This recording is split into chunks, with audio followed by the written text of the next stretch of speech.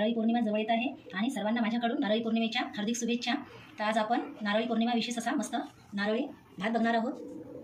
स्वागत रेसिपीजवर नवीन असाल तर माझ्या चॅनलला सबस्क्राइब करा आणि लाईक करा, बेल आयकॉनला क्लिक करायला विसरू नका। तर मग आपण आपल्या आजच्या रेसिपीला सुरुवात करूया। तर आपण पॅनमध्ये तूप टाकून घेऊया आणि याला असं गरम करून घेऊया आणि काजू बदाम आणि आपण याच्यामध्ये मनुका टाकून घेऊया आणि याला थोडं असं परतून घेऊया। 5 मिनिट आपण याला असं परतून घेतलं मंद आचेवर आणि आता हे काढून घेऊया आणि त्या गरम तुपामध्ये 1 तेजपत्ता आणि 2 लवंगा टाकून घेतलेले आहेत मी, त्याला पण आपण थोडं असं परतून घेऊया। तेजपत्त्यानं आणि लवंगानं नारळी भाताचा स्वाद खूप छान येतो। आता आपण पाणी टाकून घेऊया। तिने मी 1 वाटी तांदूळ घेतलेले आहेत आणि 2.5 वाटी मी पाणी टाकत आहे।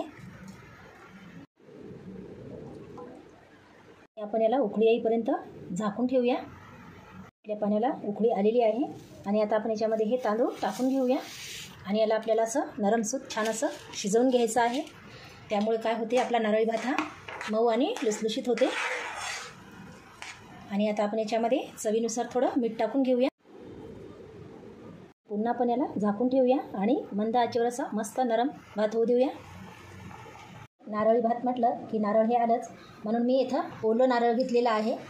तुम्ही सुकं असलं तरी चालते, तुम्हाला जे आवडते ते तुम्ही घ्या। हे ओलं खोबरं मी मिक्सरच्या भांड्यामध्ये टाकून घेतलेलं आहे आणि आता आपल्याला मिक्सर चालू बंद करत फिरवायचं आहे आणि साधारण अशी जाडसर भरड करून घ्यायची आहे। तुम्ही खिसून पण घेऊ शकता, पण मी याला मिक्सरने बारीक करून घेणार आहे आणि बघू शकता तुम्ही असं बारीक करून घेतलेलं आहे मी। बघूया आता आपण भात शिजला का तो, आणि बघू शकता तुम्ही किती असा मस्त मऊ झालेला आहे भात आपला। आणि तुम्हाला जर थोडं पाणी लागत असेल तर तुम्ही याच्यामध्ये घालू शकता पुन्हा, कारण तर हे मी बारीक तांदूळ घेतलेला होता म्हणून मला पाणी 2.5 वाट्या बरोबर झालेलं आहे। तुम्ही तुमच्या आवडीनुसार कोणता पण तांदूळ याच्यामध्ये वापरू शकता। आणि आता आपण हे भात पूर्णपणे शिजला की याच्यामध्ये आपण अशी साखर टाकून घेऊया। जर आपण भात न शिजता जर साखर टाकली तर आपला हे तांदूळ कडक होतो आणि भात बरोबर होत नाही, म्हणून आपल्याला भात पूर्णपणे असा छान शिजू द्यायचा आहे आणि नंतरच याच्यामध्ये साखर घालायची आहे। आपण याच्यामध्ये साखर घालून घेऊया, तुम्ही गूळ पण वापरू शकता, पण साखरेनं। आणि आता आपण याच्यामध्ये साखर घालून घेऊया। मी याच्यामध्ये 1 वाटी टाकलेली आहे आणि बघा पुन्हा अर्धी वाटी टाकत आहे। आणि तुम्ही याच्यामध्ये गूळ पण वापरू शकता, पण मी हे केशरी रंगाचा करत आहे त्यामुळे मी साखर वापरलेली आहे। आपण जर गूळ टाकला तर रंग टाकायची गरज नाही आपल्याला। आणि याला असं मिक्स करून घेऊया आणि आता आपण हे केशरी रंग टाकून घेऊया। तुम्ही केशर असला तर केशर टाका। आणि आता आपण याच्यामध्ये हे ओलं खोबरं टाकून घेऊया आणि 2 विलायच्या मी हे बारीक करून घेतलेल्या आहेत, म्हणजे एकाच्या 2 अशा, आणि जायफळ घेतलेलं आहे थोडंसं बारीक करून। आणि आता हे टाकून घेऊया। पुन्हा आपल्याला 1 चमच याच्यामध्ये तूप घालून घ्यायचं आहे आणि मग बघा आपला भात किती छान होतो तो। आताच तर सुगंध खूप छान येत आहे याचा।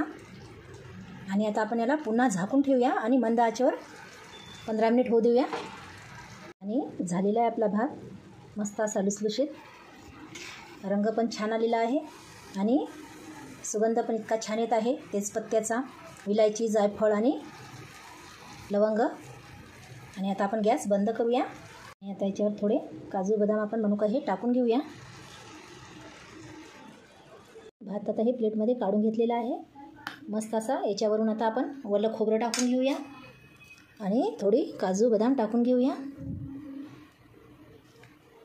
तुम्हाला जर व्हिडिओ आवडला असेल तर माझ्या चॅनलला एक लाईक करा आणि भरपूर प्रमाणामध्ये शेअर करा। आणि आता आपण याच्यावर हे काजू बदाम टाकून घेऊया। भात हा तयार झालेला आहे बघा, मस्त असा लुसलुशीत झालेला आहे। आणि तुम्हाला आजची रेसिपी कशी वाटली ते मला कमेंट करून कळवा आणि पुन्हा तुमच्यासाठी मी एक अशीच नवीन रेसिपी घेऊन येईन। धन्यवाद।